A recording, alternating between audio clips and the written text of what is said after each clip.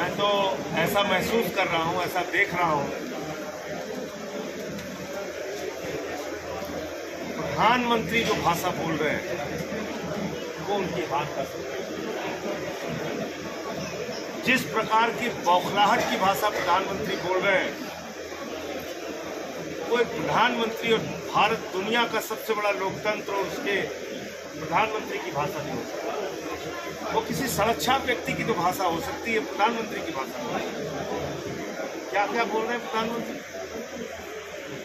हर चुनाव में कुछ ना कुछ बोलते हैं। अभी महाराष्ट्र गए थे, शरद पवार जी को कहने लगे ये भटकती आत्मा। उद्धव ठाकरे की शिवसेना कह रहे ये नकली शिवसेना है। गए बंगाल कहने लगे दीदी वो दीदी, ये प्रधानमंत्री की भाषा है। कभी कांग्रेस की नेता सोनिया गांधी जी को कहते हैं कांग्रेस की विधवा, जर्सी गाय, 50 करोड़ की गर्लफ्रेंड। क्या बोलते हैं इसके प्रधानमंत्री? शासन करने के बाद एक मुद्दा आपके पास बताने को नहीं। आज चुनाव में फिर वही हिंदू मुसलमान, हिंदुस्तान पाकिस्तान। मतलब भारत का प्रधानमंत्री पाकिस्तान के नाम पर वोट मांगता है। उसके पास अपने देश के बारे में बताने की कुछ भी नहीं। क्या काम किया 10 साल में? ये बहुत ही शर्म की बात है।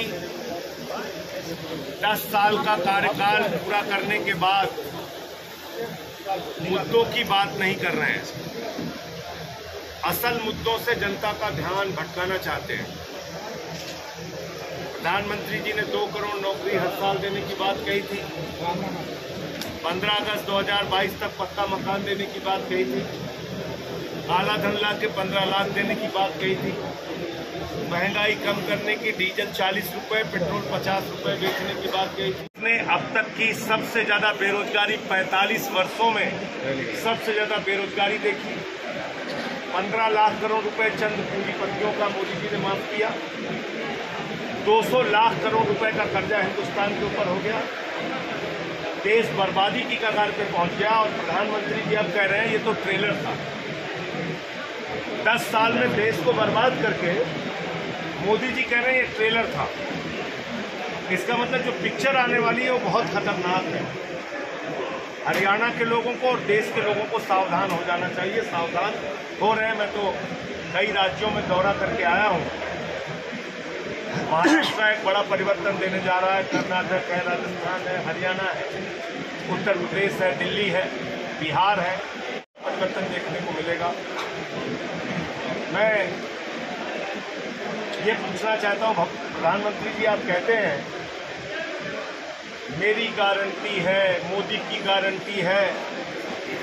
आपकी सिर्फ एक गारंटी है, झूठ बोलने की गारंटी। इतना झूठ बोलने वाला प्रधानमंत्री आज तक भारत में नहीं देखा। हर मुद्दे पे देश की जनता से उन्होंने झूठ बोला। जिस हरियाणा में मैं हूं, यहाँ का जवान सुबह 4 बजे उठ के परिश्रम करता है, मेहनत करता है सेना में भर्ती के लिए। पंजाब का जवान सुबह 4 बजे उठ के परिश्रम करता है, मेहनत करता है भारत माता की रक्षा के लिए। आपने अग्निवीर योजना ला दी। कह रहे हैं 4 साल में रिटायर हो जाएगा। तो 17 साल में जवान भर्ती होगा, 21 साल में रिटायर हो जाएगा। तो 21 साल का नौजवान तो रिटायर हो जाएगा और 73 साल के मोदी जी को तीसरी बार मौका चाहिए। ये कैसा न्याय है? अग्निवीर भारत माता की सुरक्षा के साथ गद्दारी है, मैं सीधे कहना चाहता हूँ। और जिस दिन इंडिया गठबंधन की सरकार बनेगी, अग्निवीर योजना को पूरी तरीके से खत्म करके सेना का जवान 17 साल 18 साल जो उसकी नौकरी होती है, पूरी की पूरी नौकरी उसको दी जाएगी। भारत माता की सुरक्षा के साथ गद्दारी नहीं की जाएगी। और बहुत सारी बातें हैं। काम का वादा हमने किया है। स्वामीनाथन आयोग की रिपोर्ट के हिसाब से एमएसपी मिलनी चाहिए। ये इंडिया गठबंधन का वादा है और उसको हम लोग पूरा करेंगे। 200 यूनिट बिजली फ्री केजरीवाल जी ने दिल्ली में किया, पंजाब में किया है। पूरे देश में इस सपने को हम लोग सच करके दिखाएंगे। ऐसी बहुत सारी बातें हैं। मैं दावे के साथ कह रहा हूँ 300 से ज़्यादा इंडिया गठबंधन की सीटें आएंगी 4 जून को और इंडिया गठबंधन की सरकार बनेगी। 400 पार का नारा एक जुमला है, फर्जी है। मोदी जी ऐसे नारे बहुत बार दे चुके हैं। बंगाल में गए, कहने लगे 200 पार, 73 आई। झारखंड में गए, कहने लगे 65 पार, 23 आई। दिल्ली में गए, कहने लगे 45 पार, 8 आई। कर्नाटक में गए, कहने लगे 130 पार, 65 आई। महाराष्ट्र गए, कहने लगे 150 पार, वहाँ पर 105 आई। हरियाणा में कहने लगे 75 पार, यहाँ 40 आई।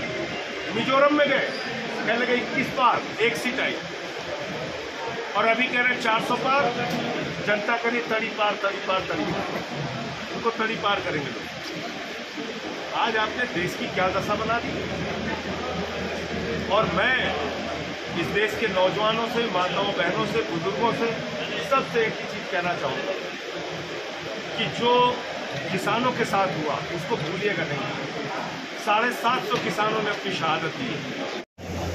इसलिए हमारे माननीय राज्यसभा सांसद संजय सिंह ने कहा, आज हिंदुस्तान की नौजवानों की, गरीबों की, व्यापारियों की, मजदूरों की एक ज़रूरत है।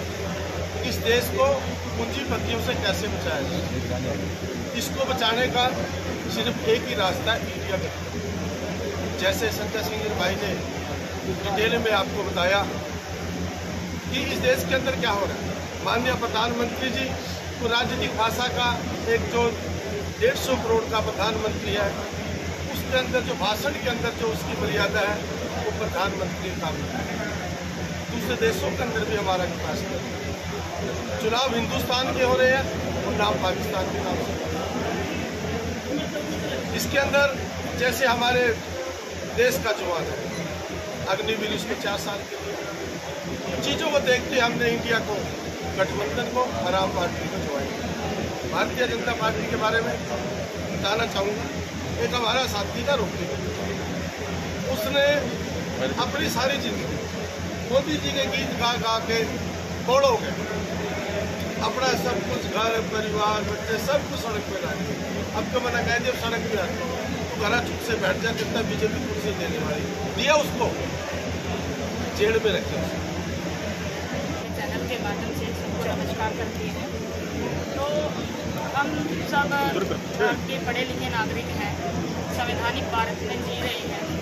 तो हर व्यक्ति को सबसे पहले मान सम्मान चाहिए होता है, दौलत शोहरत सब बाद में चाहिए होती है।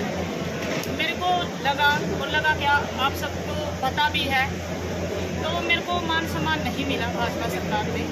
और भाजपा सरकार में हर छोटे से छोटे कार्यकर्ता को, बड़े से बड़े कार्यकर्ता को पता है कि मेरे साथ क्या कुछ हुआ है, लेकिन किसी ने मेरी कोई मदद नहीं की। तो इस करके और मेरा बिल्कुल मन उतर गया था इस सरकार से, इसलिए मैंने आज चौधरी रणदीप सिंह जी की अध्यक्षता में आज मैं भारतीय जनता पार्टी को ज्वाइन कर